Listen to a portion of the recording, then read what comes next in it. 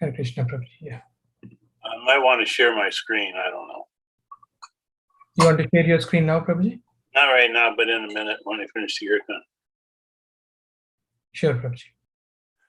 Nana Om Vishnu Padaya Krishna Katha Bhutale Śrīmad Bhakti-vedanta Swamin Iti Namane Namaste Saraswati Deve Gauravani Prajadine Nirvitesa Punyavadi Bhaktachare Satarine Jaya Śrī Caitanya-caritāmṛta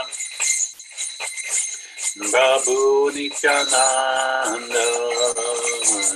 Advaita Gadadhar Śrīvāsari Gaura Bhakta-vrinda Jaya Radha Madhava Kunja Bihari Jaya Radha Madhava Kunja Bihari Gopijana Ballabha Girivardhari Gopijana Ballabha Girivardhari Yasodhanandanam Vajidana Ranjanam Yasodhanandana Brajajana Ranjanam Yamunatira Vanachari Yamunatira Vanachari Yamunatira Vanachari Jaya Radha Madhava Kunja Bihari Jaya Radha Madhava Kunja Bihari Gopi Jana Vallabha Girivardhari Gopi Jana Vallabha Girivardhari Yasodhanandana Brajajana Ranjana Yasodhanandana Brajajana Ranjana Yamunatira Vanachari Yamunatira Vanachari Jaya Radha Madhava Kunja Bihari Jaya Radha Madhava Kunja Bihari Jaya Prabhupada Jaya Prabhupada Jaya Prabhupada Jaya Prabhupada Nityaṁ Vishnupad Paramahamsa Prabhupada Siddhartha Sachi Śrīmad Divine Grace A.C. Bhaktivedanta Swami Śrīla Prabhupada Ki Jai. Koti Vaishnava Vrinda Ki ISKCON Founder Acharya Śrīla Prabhupada Ki Prem to go Śrī Krishna Chaitanya Prabhu Nityananda Śrī Advaita Gadadhar Śrīvāsari Gaur Bhaktivinoda Ki Jai. Shri Radha Krishna Go Gopinath Shankun Radhakun Giri Govardhan Ki Shri Vrindavan Mathura Dham Ki Shri Navadvip Mayapur Dham Ki Shri Janapuri Dham Ki Ganga Mai Ki Jamuna Mai Ki Bhakti Devi Ki Shrimati Tulsi Devi Ki Samaveta Bhaktivinoda Ki Shri Janmasmi Mahotsava Ki Shri Janmastami Mahotsava Ki Krishna Janmastami Mahotsava Ki All glories to the devotees, all glories to some of the devotees, all glories to some of the devotees, all glories, Shri Guru and Shri Gauranga, all glories to Śrīla Prabhupada. Thank you so much, Prabhuji. Hare Krishna devotees, Dandavad Pranam. Thank you all for joining. Today we'll have special Krishna Katha, and this is a very holiest days of our whole calendar. So we'll all invite Ramiya Prabhu to give us Krishna Katha by saying 3 times loudly, Hari Bol, Hari Bol, Hari Bol, Hari Bol, Hari Bol, Hari Bol. He doesn't need any introduction, so he's a disciple of His Divine Grace A.C. Bhaktivedanta Swami Prabhupada. So we are very fortunate, Prabhuji, to be able to have your association. Thank you, Prabhuji. Hare Krishna. Thank you very much.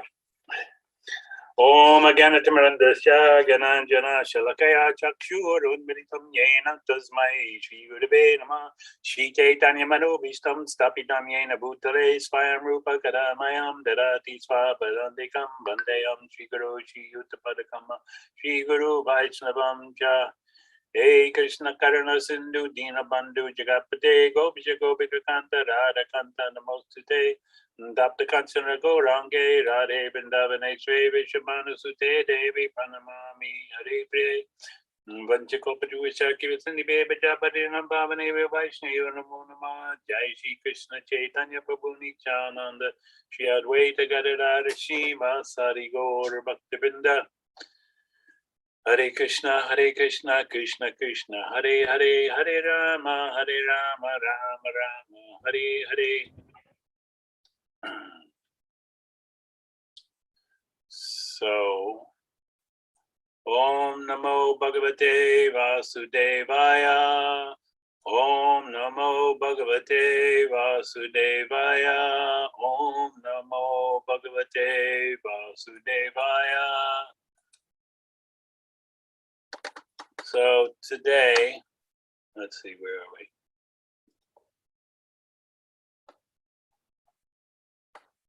No.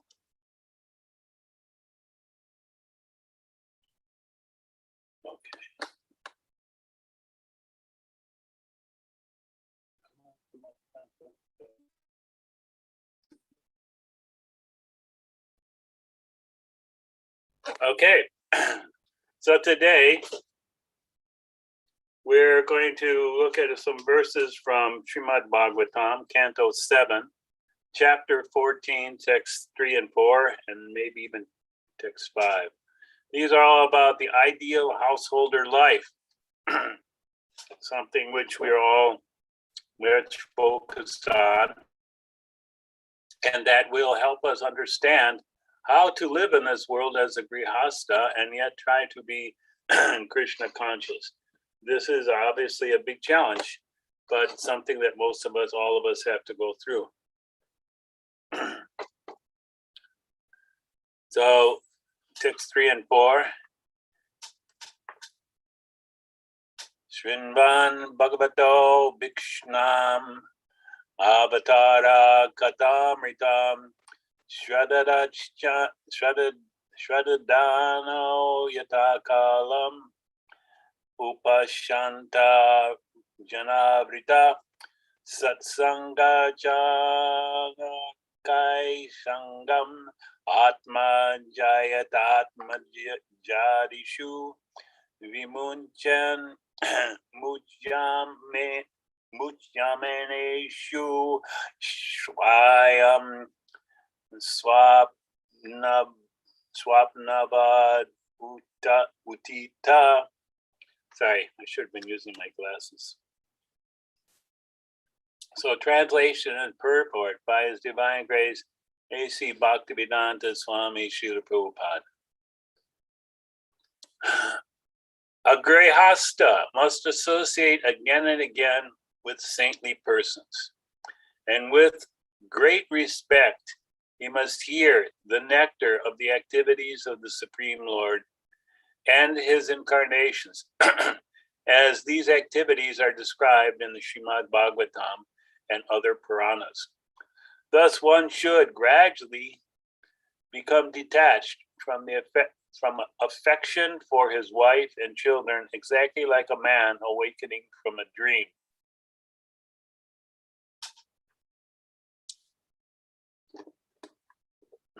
Purport. The Krishna conscious movement has been established to give grihastas all over the world an opportunity to hear Śrīmad-Bhāgavatam and Bhagavad Gita specifically. The process, as described in many ways, is one of hearing and chanting. Katha Krishna Punya Shavana Kirtana from Śrīmad-Bhāgavatam 1:2, 17. Especially everyone, especially the grihastas, who are mudadi, ignorant about the goal of life, should be given the opportunities to hear about Krishna.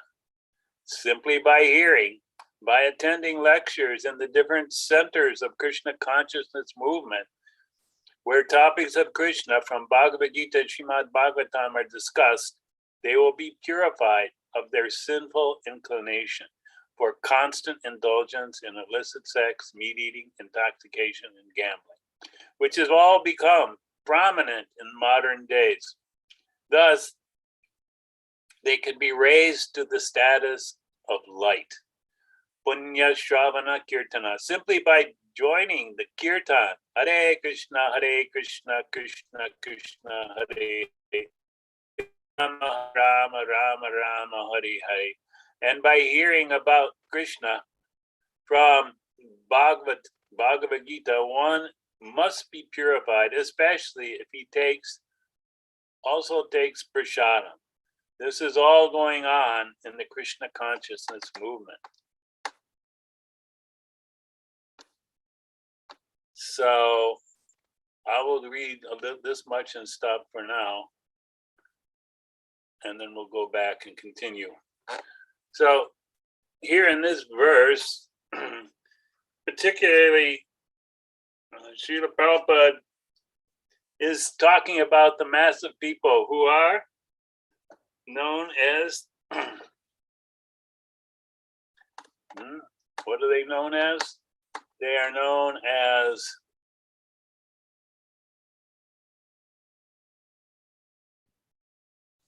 Grihadi. What is that it? Yeah, I think so. Anyway, they are known. Grihmedi? Excuse me? Is it Grihmedi, Prabhuji? No. Okay, sorry, Prabhuji. Mudadi. Excuse me. Mudadi. Ignorant about the goal of life. So like today, we're putting on a grand festival. Even though it's going to be over the internet, it's still going to be remarkable. But what is the whole purpose of the festival? We can obviously remember Krishna on our own time, in our own ways at home. So why go through so much trouble to put on a wonderful festival today and arrange so many wonderful activities and events? Because we're trying to give an opportunity to these mudadis to hear about Krishna from the texts of the Śrīmad-Bhāgavatam and from the activities that are described. So, of course, there is a axiom, you may call it, that first physician should heal himself. So the doctors and those who are administering this medicine must themselves be taking the medicine so that they become free of all these inebrities that are so prevalent in this age. In this age, everywhere, all we see is these sinful activities being performed. It is very unfortunate, but due to our past karma, we have taken birth in this age. And this is the age of Kali. Not just quarrel and hypocrisy, but age of sin, where the people are very much inclined towards sinful life and they're busy encouraging each other. So when people are so fallen, so sinful, what can be done? We see, unfortunately, many of the religious processes that are available at this point in time in history, although well-intentioned to help people remember God, they're ineffective because the followers do not change their bad habits. In fact, they claim that many of them that, oh, God will forgive me my bad habits if I just say I love him. But the real point is that for a person coming to Krishna consciousness is a very great step in this age. One that is very difficult, but it has a very scientific process. Simply by hearing the Śrīmad-Bhāgavatam, Bhagavad Gita, Nasta Praeshu Padreshu Nityaṁ bhāgavata-sevayā, that all the dirty things in the heart are cleansed and they're removed almost to nothing simply by hearing the Bhagavatam. And Prabhupada, our dearest spiritual master, founder Acharya, has sacrificed himself to bring this message, this hearing of Krishna Katha to the mass of people throughout the world.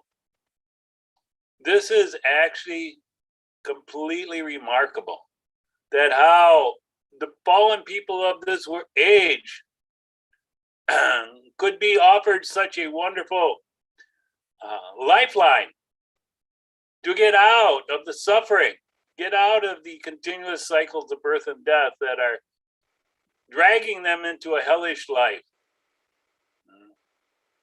And yet Srila Prabhupada fearlessly came against all difficulties to give this message of Krishna consciousness, this Śrīmad-Bhāgavatam Svakata Krishna, this hearing and chanting about Krishna's name, fame, form, activities to the mass of people who don't even understand the value.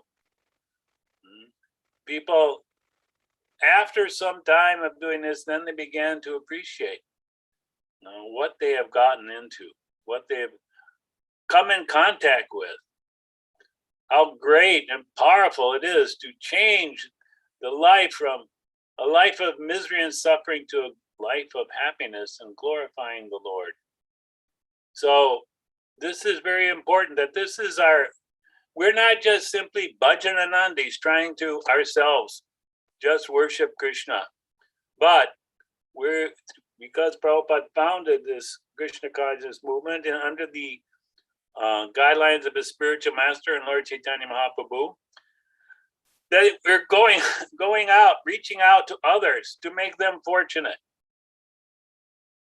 And we all have personal recollection in our own lives how, because someone did this for us, now we have that opportunity to go on hearing and chanting. So it is very important. And one who takes this opportunity to hear and chant about Krishna and give it to others, they get the greatest benefit. They become very dear to Lord Krishna. So let me see, I'm gonna go back and share the screen again. Go on a little further. Now we know this process of hearing and chanting, first thing in becoming Krishna conscious is to hear. Hear means what? Hear means hearing from the Krishna and the Bhagavad Gita, hearing the Śrīmad-Bhāgavatam, and hearing the Hare Kṛṣṇa mantra and the glories of the Lord. So by that hearing, some real change takes place. Some real light comes on. But then one must ask, okay, just like I remember when I was a young devotee, very neophyte, I was trying to finish reading the Bhagavad Gita and then started on the Bhagavatam. And I thought, okay, I'm going to be Krishna conscious when I finish this, and I can put that aside and do other things. But I remember distinctly in those early days, two personal examples that struck me with the message. First was that we sold a set of Bhagavatams to a young American man. And he was very happy. He used to come to the temple regularly.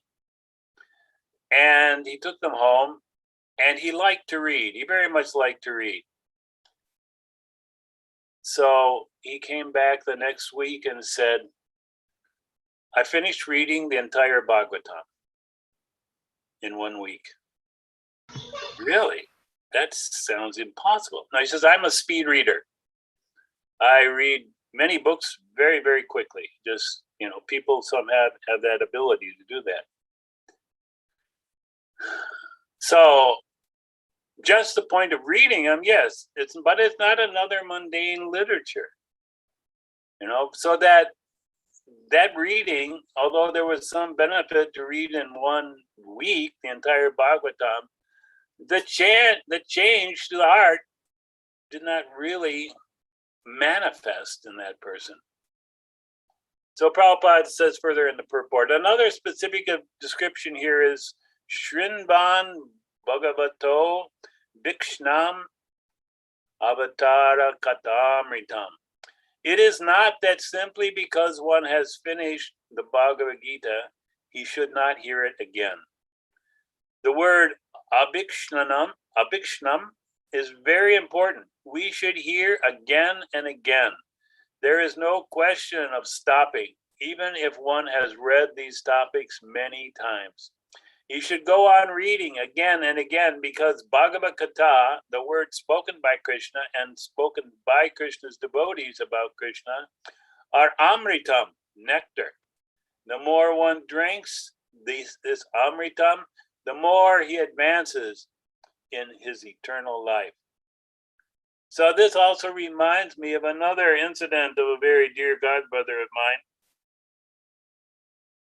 And he was initiated the same time as I was. I think maybe it was a little later. But I used to see him come to the temple every Sunday. They would come and render services, and they were very enthusiastic. So one day he came and told me in confidence, he said, Prabhu, do you know what? I've just finished reading the Bhagavad Gita for the 30th time. And I was so foolish. I thought, wow, 30 times. I hope you finally understood it. But no, it's amritam, nectar. The more you drink, the more you advance. More of this nectar we hear, so that this nectar, this hearing goes on continuously. It has no end.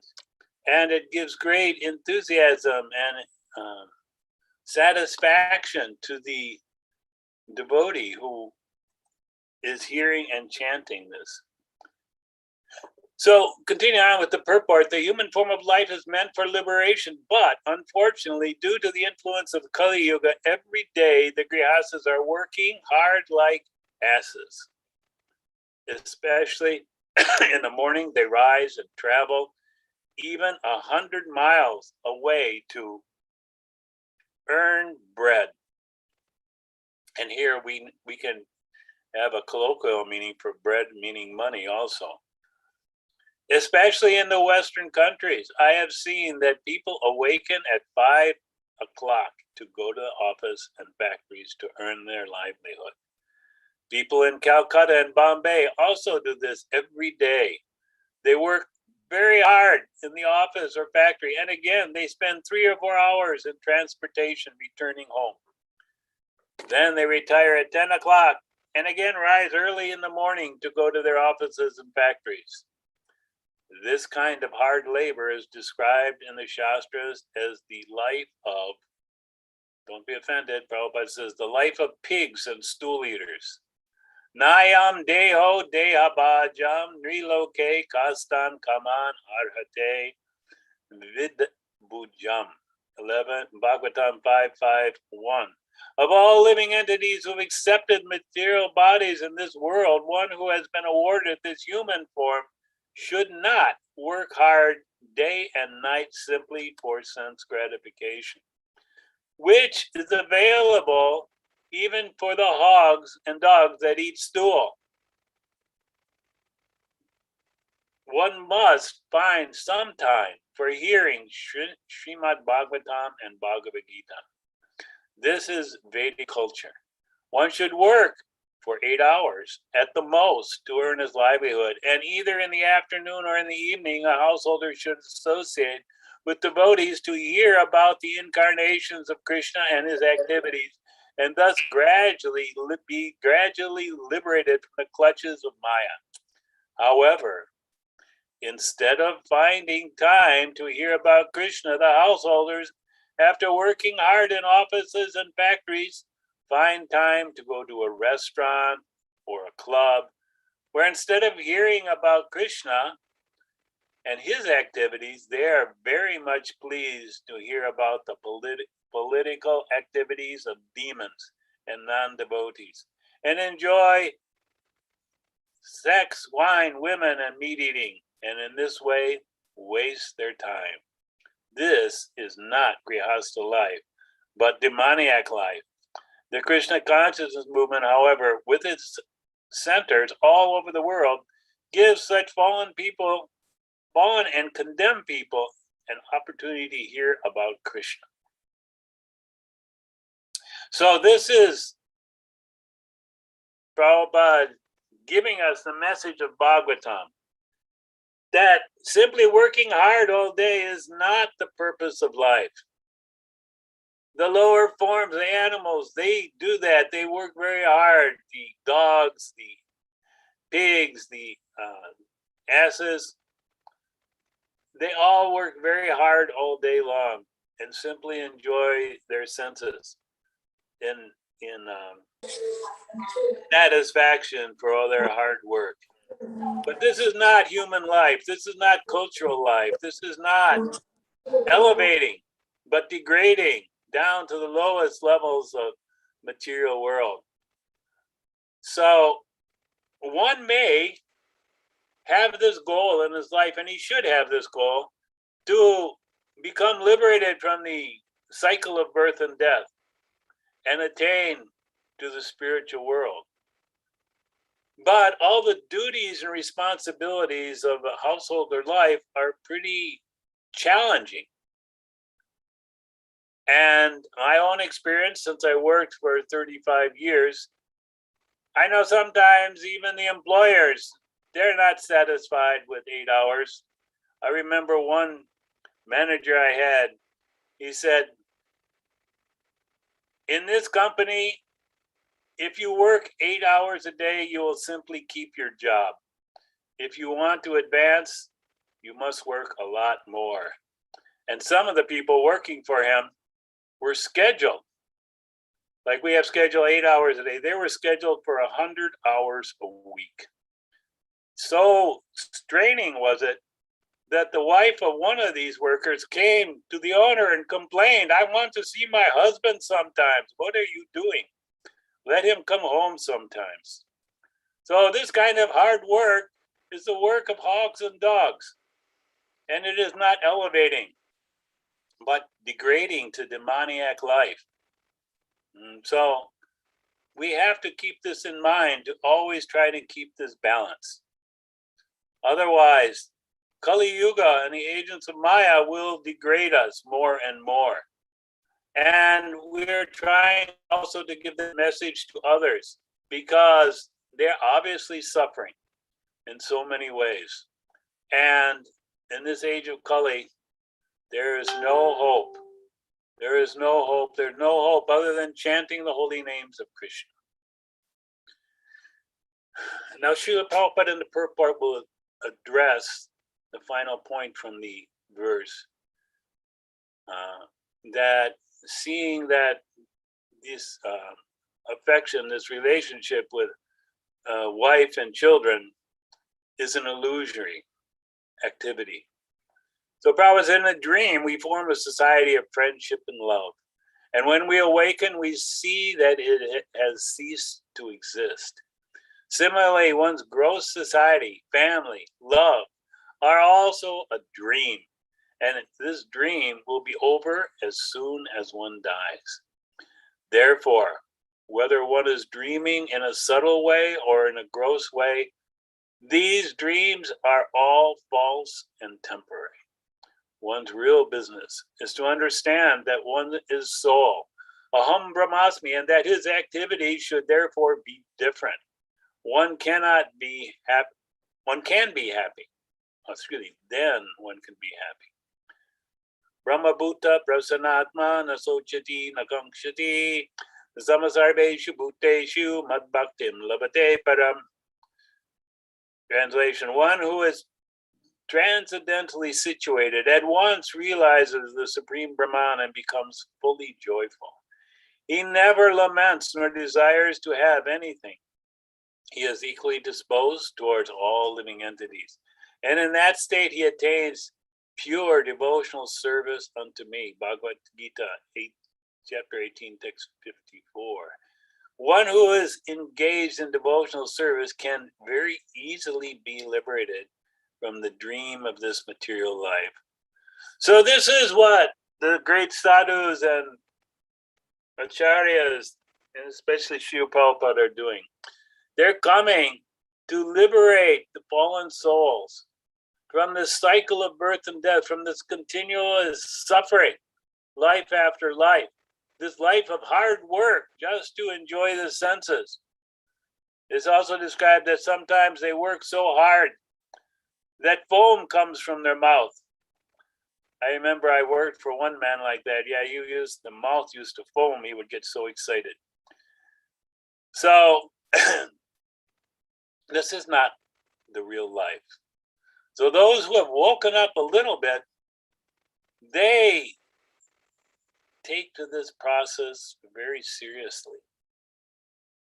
They want to achieve the Supreme Brahman and thus become fully joyful. So there is in this age no way to do this other than by hearing and chanting the Bhagavatam and hearing and chanting Krishna's holy name. This is the method that will be successful and not otherwise. So this is the message of this particular verse, and I will stop here for a moment to ask if anyone has any comments, questions, additions, and especially corrections.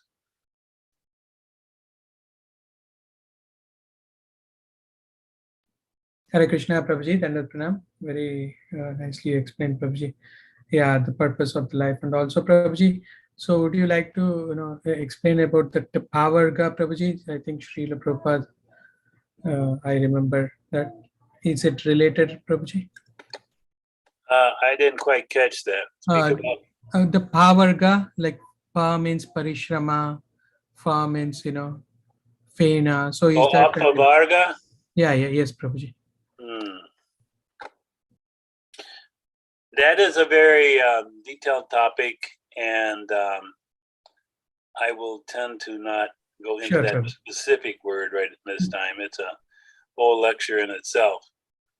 Is this related, Prabhuji? That's what my... Yes, definitely it is. Okay. Because people, the conditioned soul, what happens? He sees all these objects of sense gratification, and he desires them. He thinks this is going to bring him happiness. So what must he do? He must work very, very hard in this material world to gain any status, any real advantage, any real opportunity. He must work very hard. And when he works so hard, like an ass, then he struggles in this material world. He is sometimes works so hard that foam comes from the mouth. I remember many job opportunities that I had where the people, I used to have to be able to go home after 8-10 hours a day. And I knew these people continued to work after 12 hours working. So that is not something we're eager to do. And by our sincere desire, Lord Krishna will give us opportunities to have more chances to hear and chant the holy name, because this is what will solve all the problems of life. All right, any other question, comment? Hare Kṛṣṇa, Prabhu, Dandavat Pranam. Dandavat Pranam. The question, Prabhu, you rightly explained that we don't have to work like asses. But since we are discussing the Grihastha ashram, of course we need a certain thing, even though living in this material world, irrespective of whether that is likable or not, whether that is suits in the Krishna consciousness or not. We have to do that in order to run the family, in order to have the children, and in order to grow the children, so forth and so on. On the other side, the Krishna says in Bhagavad Gita, one has to go through that renounce order, basically. Unless and until you go through that renounce order, you are not going to be get that benefit. So where that leaves us, these Grihastha ashram people then? Well, this idea of entering the renounced order is described in the Bhagavad Gita. Yes. And that is, Prabhupada makes it clear that Krishna means one must renounce the desire to enjoy the fruits of his labor, the fruits of his activity. In other words, I'm not simply working so I will be happy, I will be get pleasure. Rather, he's working in order to please Krishna. Now, that may mean he has to maintain a household and family members, but what is the purpose of doing that? To help them also have opportunity to hear and chant about Krishna. And in order to accomplish these things, one need not follow the modern civilization that bigger is better. Getting a bigger and a more fancy house and a better neighborhood, and getting so many material facilities, material enhancements to one's life, thinking I have to have the best of this and best of that. So if one is in that mood, yes, he should go to the sannyas ashram, where he can learn to give up these objects of sense gratification. But for one who is following the path of bhakti, he is already giving up these desires for material enjoyment, and he is, Prabhupada used the word dovetailing his propensities, dovetailing his skills, dovetailing his activities towards the service of Krishna.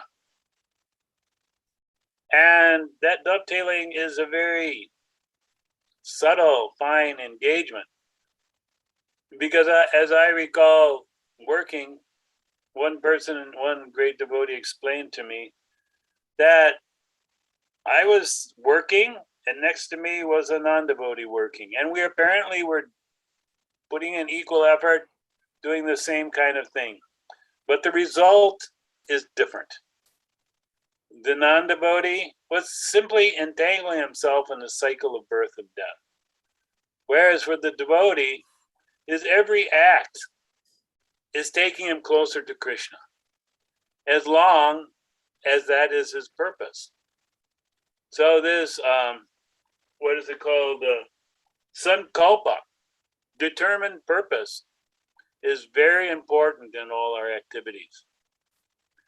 If our purpose is simply to have a comfortable life and enjoy, that is not going to liberate us from the material world. I remember also, I'm just giving personal examples, please don't be offended, but when I was a young devotee, I would come home from work, and then I would take a shower, attend the evening program, and then I would go to work in the accounting for the temple.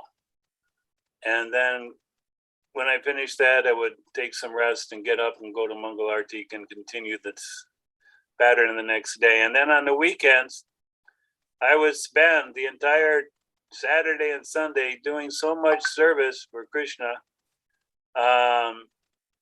much more intense than I was ever doing in my office, because it was a non-interrupted flow of activities.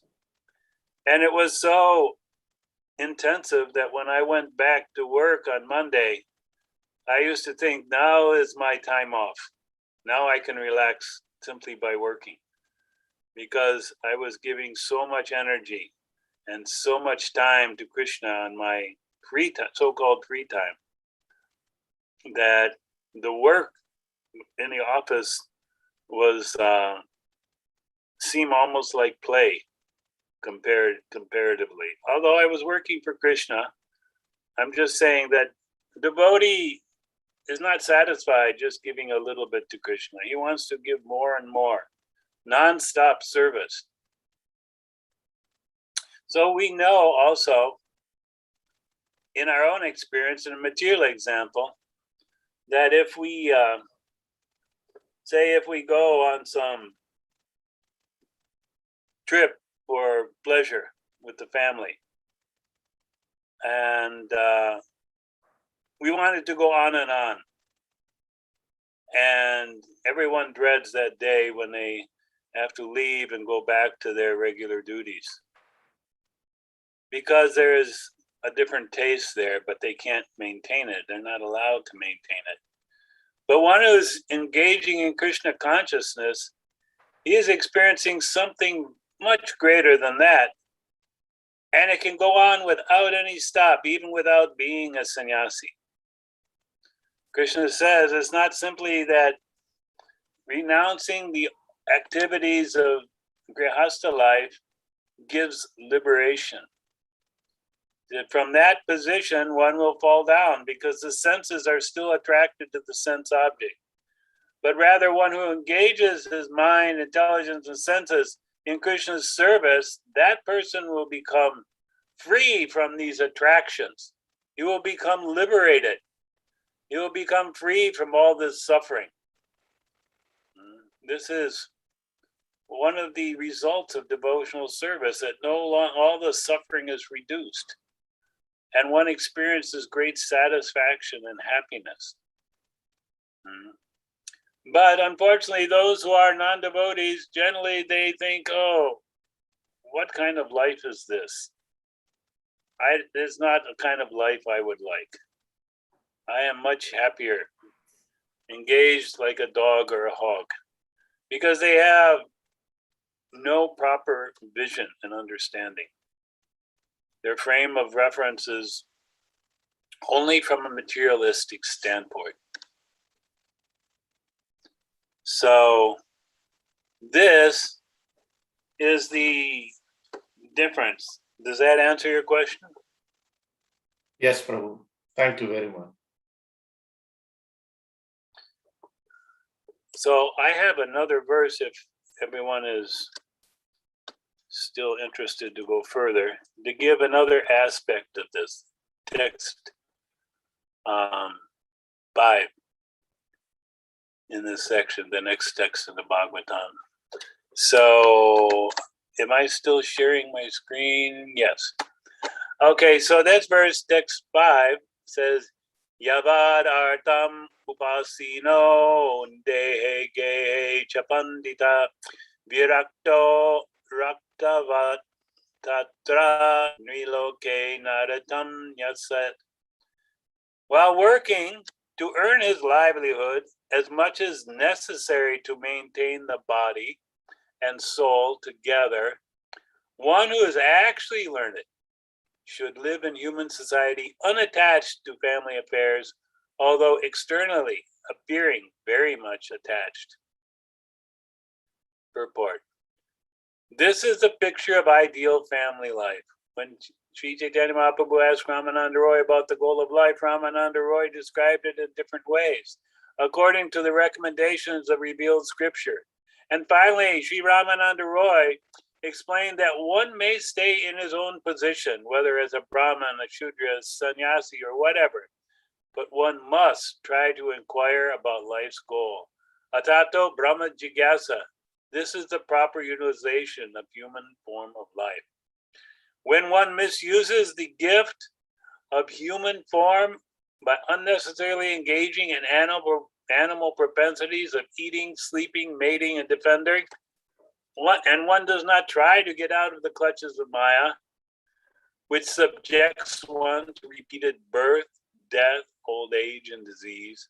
One again is punished by being forced to descend into lower species and undergo evolution according to the laws of nature.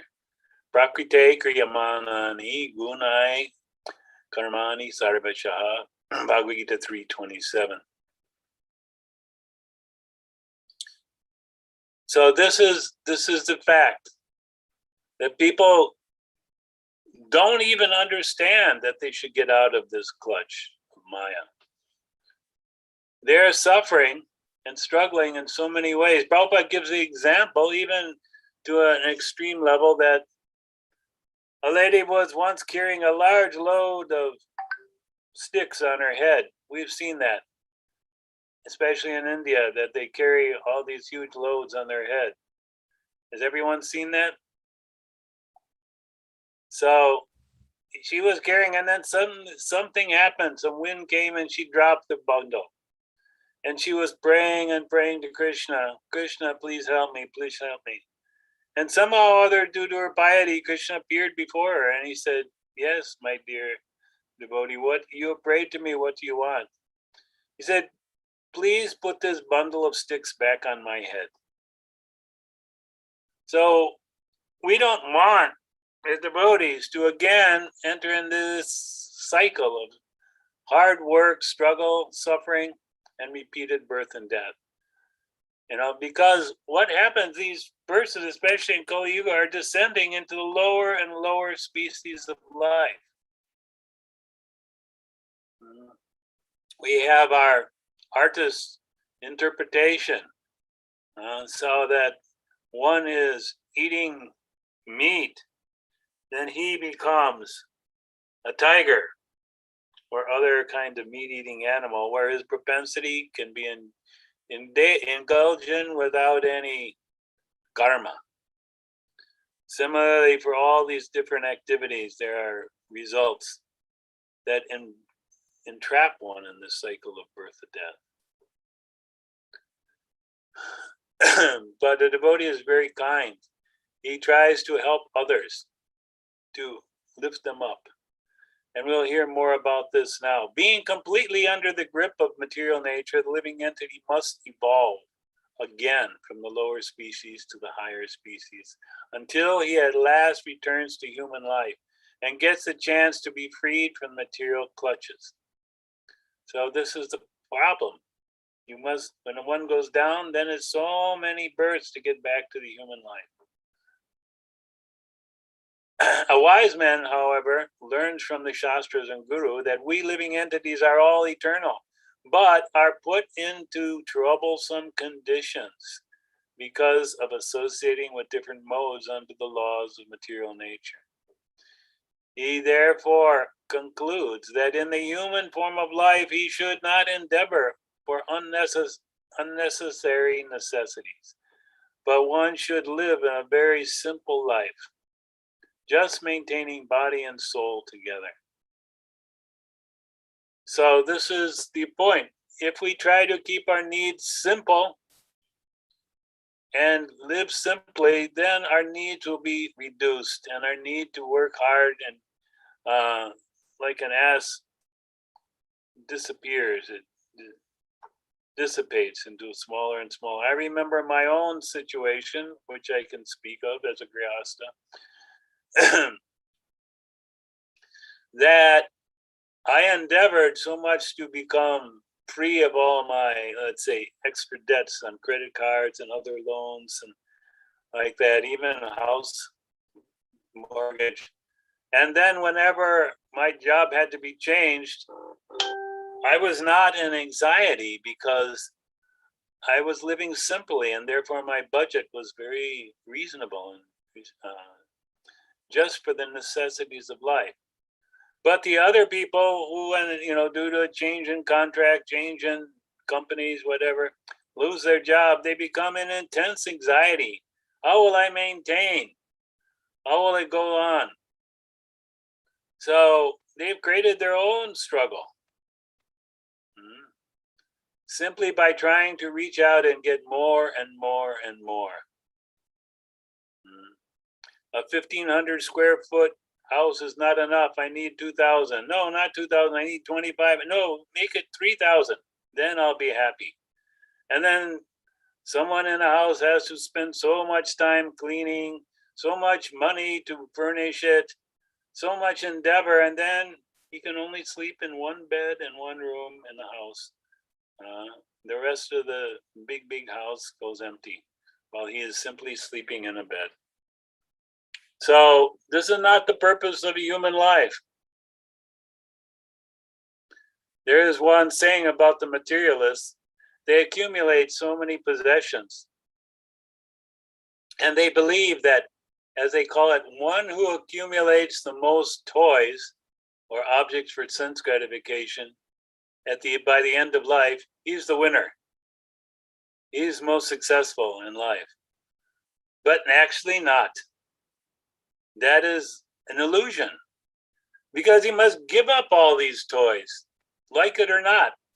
They're torn away from him. And then he must enter into a low form of life. What kind of enjoyment is there for a dog or a hog? Simply eating scraps and wandering on the street, or simply eating stool. That's it. There's nothing more than that. So one who is Krishna conscious, he doesn't want to endeavor, but he wants to live a very simple life.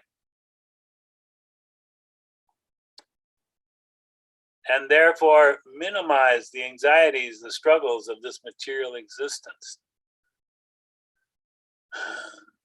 So Prabhupada continues, a wise man, however, learns from Shastra and Guru that we living entities are all eternal, but are put into troublesome conditions because of associating with different modes under the laws of material nature. So they don't know how their activities are controlled by the modes, and they seek lower and lower activities that degrade them more and more, and thus cover them and bind them into these lower and lower standards. He therefore concludes that in the human form of life, he should not endeavor for unnecessary necessities, but should live a very simple life, just maintaining body and soul together. Certainly one requires some means of livelihood, and according to one's varna and ashram, this means of livelihood is prescribed in the Shastra. One should be satisfied with this.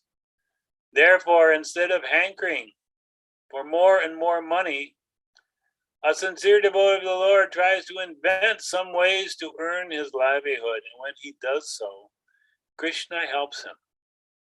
Very interesting statement. A devotee invents some ways to earn his livelihood, and Krishna helps him. Earning one's livelihood, therefore, is not a problem. The real problem is how to get free from the bondage of birth, death, and old age. Attaining this freedom and not inventing unnecessary necessities is the basic principle of Vedic civilization. One should be satisfied with whatever means of life comes automatically. The modern materialistic civilization is just the opposite of the ideal civilization. Every day, the so-called leaders of modern society invent something contributing to a cumbersome way of life that implicates people more and more in the cycles of birth, death, old age, and disease.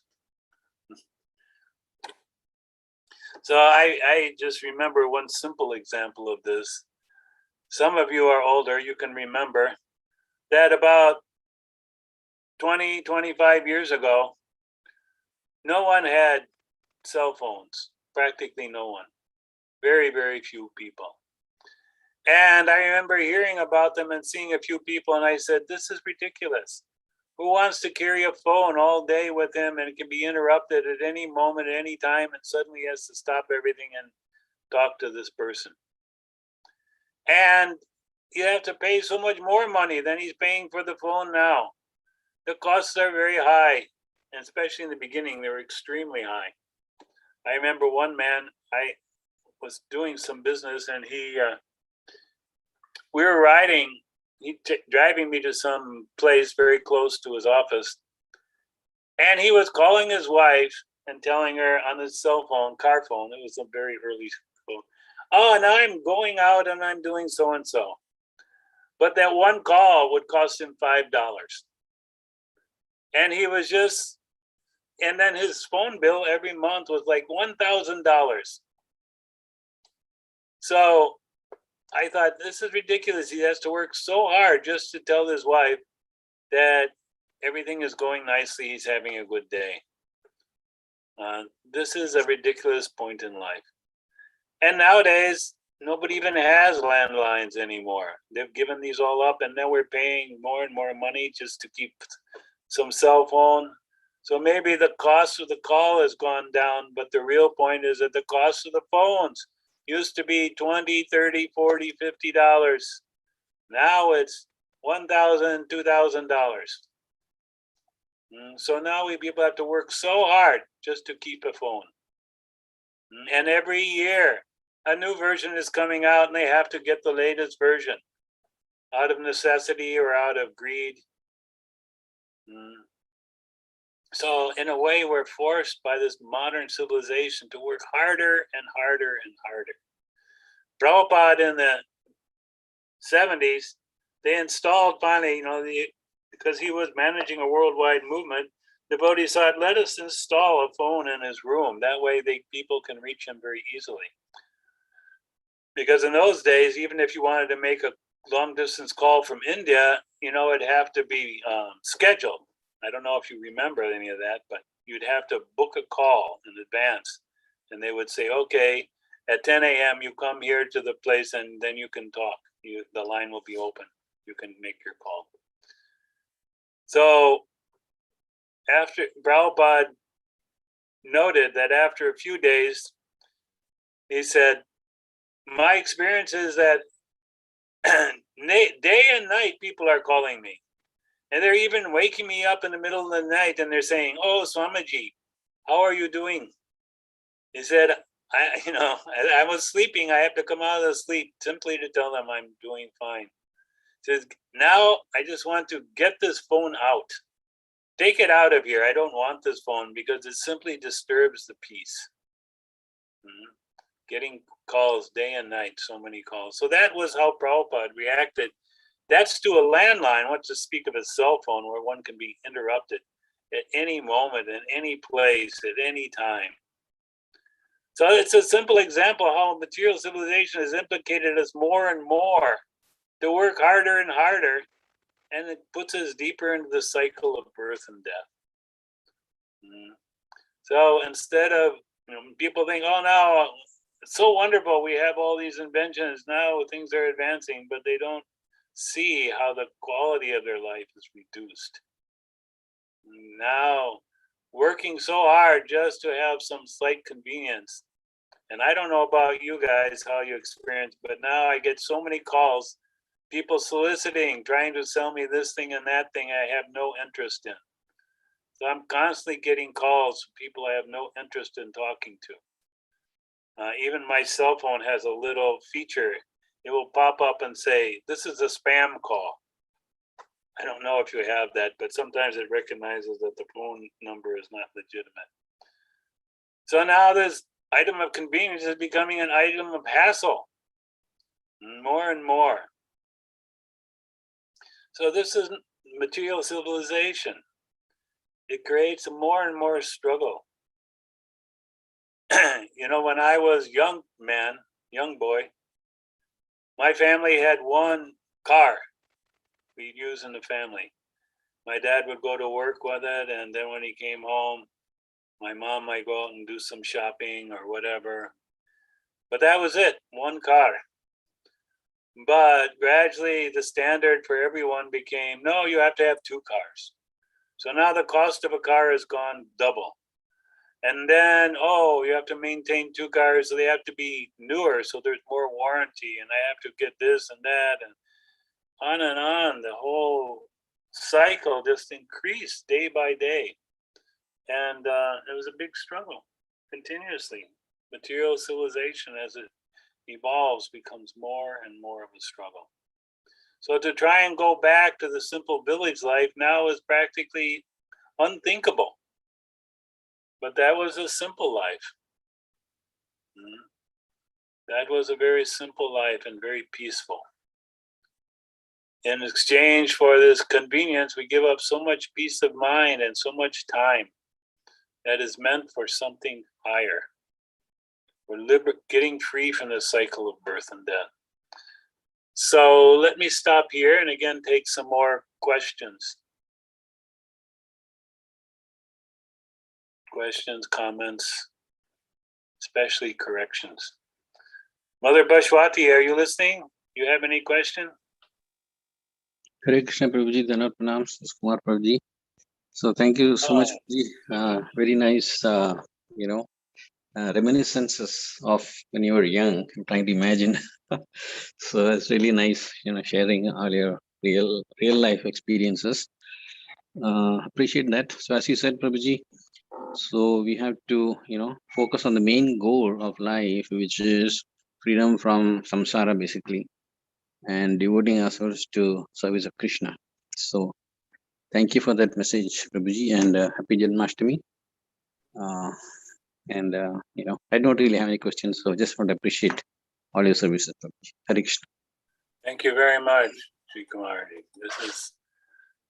This is the process of liberation from the material world, hearing and chanting about Krishna. Krishna says in the Bhagavad Gita, my devotees like to come together and enliven one another by hearing and chanting about Krishna. So here we find our pleasure.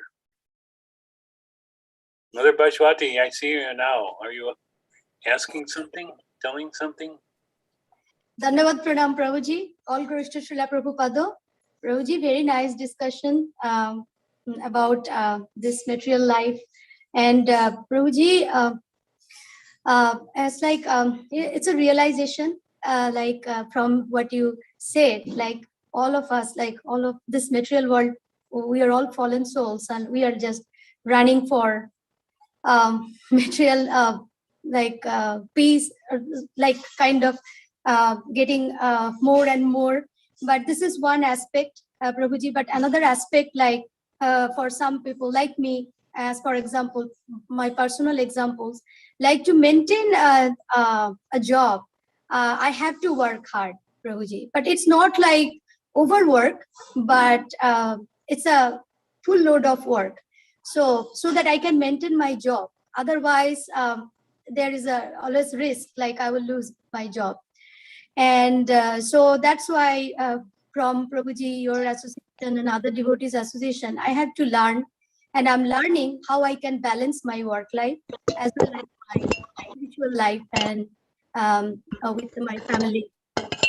So Prabhuji, there is a big example, Srila Bhakti Vinod Thakur, where he was a big administrator, and he worked so hard, and then coming back home, he made sure that his family are engaged in spiritual service every evening and night. And so Prabhuji, that's a big example, I think, how to balance a work life as well as focusing on the path of bhakti. Yeah, Bhakti Vinod Thakur's example goes even much deeper.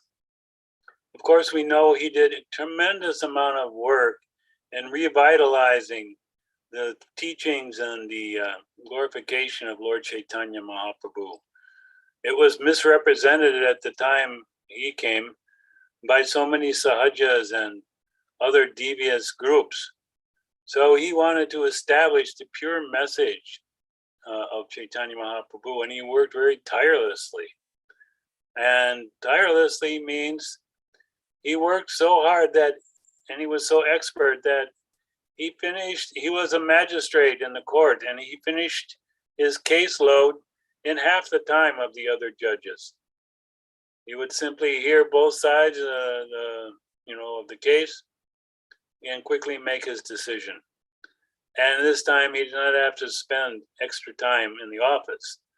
Now also, when he was out of the office, every day he used to do some writing. And his sleeping was reduced to somewhere between 2 and 4 hours a day. Now, this is not something we can imitate, but we can see to what extent one can endeavor in Krishna consciousness and come to a very high spiritual platform. It is possible. And we can simply pray to Krishna more and more to help me minimize my material endeavors and maximize my spiritual opportunities. Because this is one realization I had, that when you go to the office, you see some boss, you see some owner, you see some hierarchy of management. So who are you working for? Actually, you're working for none of these people. You're working for Krishna. And because the devotee loves Krishna and he wants to please Krishna, he works even harder than the materialist. You know, the materialists, they have to take their coffee breaks and they have to go and chit-chat with their, co-workers, and so many things they have to do, take the time. And so their productivity goes down. But a devotee simply focuses, I'm serving Krishna. Krishna be pleased by the results of my activities. Because in the Bhagavad Gita, Prabhupada in one purport in the 18th chapter said, one should see that Krishna personally has arranged for me to be in this job, for me to have this position. So if Krishna has arranged it, who is the master? Who is the controller? Who are we reporting to? It's Krishna. And if we please Krishna, everyone else will be pleased. So with that way, I became, in the eyes of some, a very first-class worker. They much appreciated my work because I was endeavoring to please Krishna, not just some mundane person, and it gives great pleasure. So this science is the science of Krishna consciousness. Everything we do, not just in the home, not just in the temple, but everything is meant to please Krishna. And with that mentality, we don't become tired and worn out. We become very happy. Does that answer your question? Give you some help there, Mataji? Prabhuji, very nicely explained, Prabhuji. Thank you. Hare Krishna. Hare Krishna. Anyone else? Comment, question?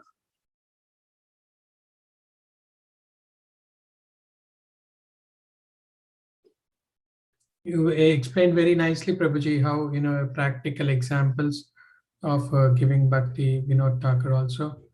Prabhuji, so in our daily life also, you gave examples how, avoiding, some of these coffee breaks and all, Prabhuji. But in your, Prabhuji, any other tips you would like to give, Prabhuji? Because now we are working from home and, trying to juggle between all these activities. At least if it is in the office, we can focus now with kids, and all, and also trying to, manage any other tips, Prabhuji, you'd like to share? Well, this tip is not for a home job, but something I did in the office. Every Friday, I would take in a blade of prasadam cookies and put it over by the coffee pot. And the workers would know that could come and take and freely, eat those cookies.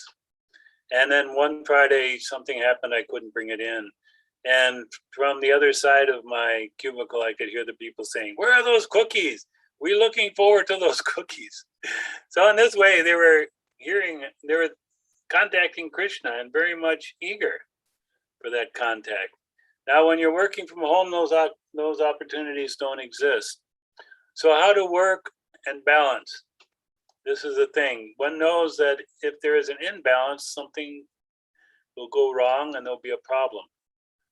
So it's not that we just skip out and we don't do the work, but we work and try to focus on what is the important things, what is the priorities that I must give my attention to that will make this work, this job successful. It's not simply some rote tasks that we have to, given, but rather what is the essence that is needed here. That one helps pinpoint what part, if I complete, will be satisfying to Krishna and to everyone else. And you're at home, so you can have freedom to have pictures of Krishna, have kirtan going in the background. So this is a freedom. You have your home, you can take prasadam with your family, even at lunch. So this is a great freedom. I know even in the office, when you're office, but especially working from home, you can take periodically 5-minute break to read some verse from Bhagavad-Gita. Prabhupada said you can think about it then throughout the day. Think about that verse and applying it, or gaining a new insight into the world around us. So these are some ways in which we can take advantage of our situation. I don't know if that helps in any way. Yes, I'm sure there are more Yes, ways. yes, Prabhuji. Thank you so much, Prabhuji. Thank you. You're welcome.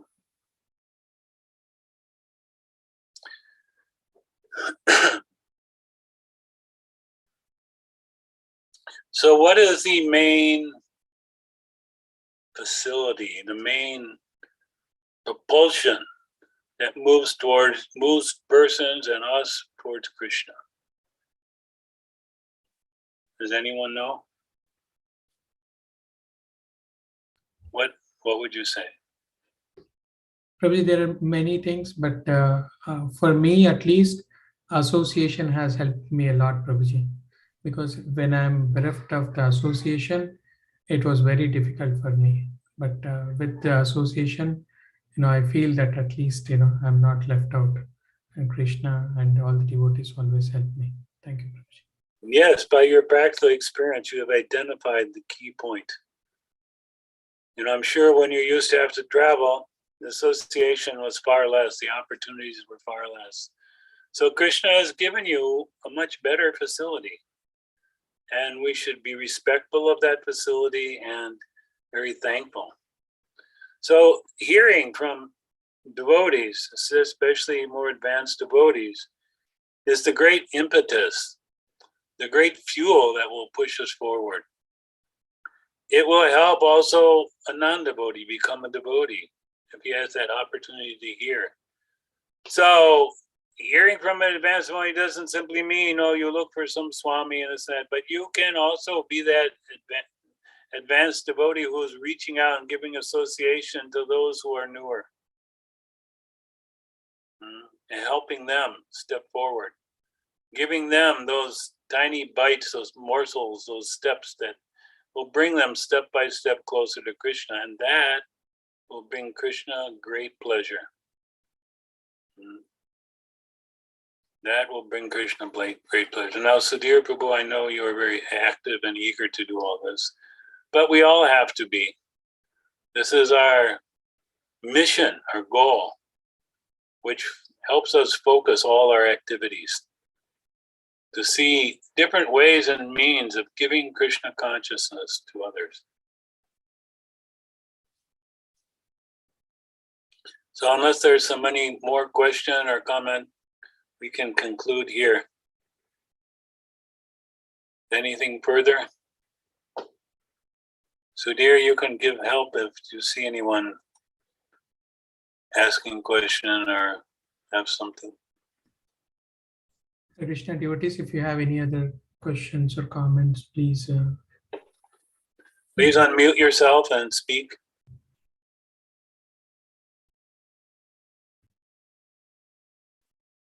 I think you cleared all the questions, Prabhuji. Thank you so much. Right, very good.